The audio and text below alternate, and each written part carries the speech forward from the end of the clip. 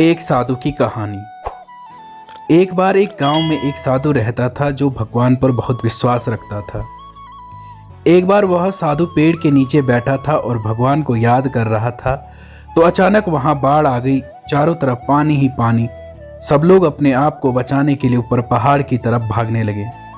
उनमें से एक आदमी ने देखा कि इस हालत में भी साधु जी भगवान की तपस्या कर रहे हैं, तो उसने सोचा कि ये अपने आप को बचाने के लिए कहीं क्यों नहीं जा रहे हैं। तो उसने साधु से बोला, अरे आप कहीं जा क्यों नहीं रहे हो?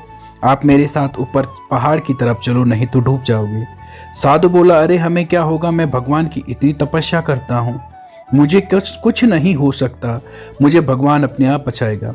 धीरे धीरे पानी साधु की कमर तक आ गया।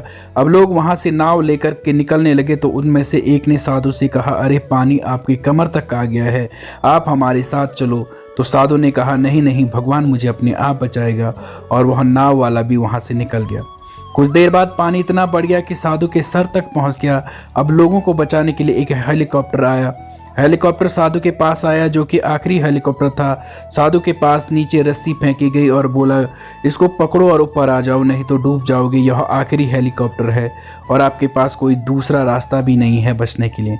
साधु ने कहा, यह रस्सी वापस खींच लो, आप चले जाओ, मुझे भगवान के ऊपर पूरा भरोसा है और वह मुझे बचा लेगा। पानी ऊपर आ गया, पेड़ डूब गया और साधु की भी डूबने से मौत हो गई।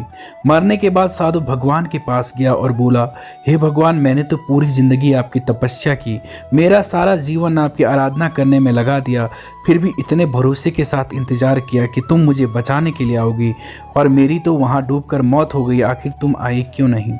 भगवान बोले, मूर्ख इंसान, एक नहीं 3 बार आया था। वो 3 बार मैं ही था, पहली बार पैदल, दूसरी बार नाव के द्वारा और तीसरा हेलीकॉप्टर के द्वारा।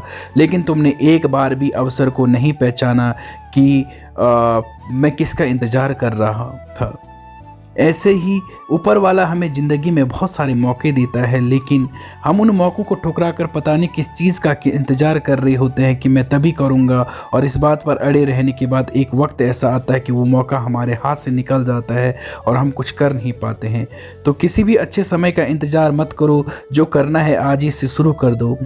उम्मीद है आपको ये कहानी पसंद आई होगी। अगर कहानी पसंद आई तो ज़रूर लाइक करें, कमेंट और शेयर करें, और इसी प्रकार की रोचक कहानियों के लिए चैनल को सब्सक्राइब करें। मिलते हैं किसी अन्य कहानी के साथ, तब तक के लिए अपना ख्याल रखिएगा। धन्यवाद। जय हिंद, जय भारत।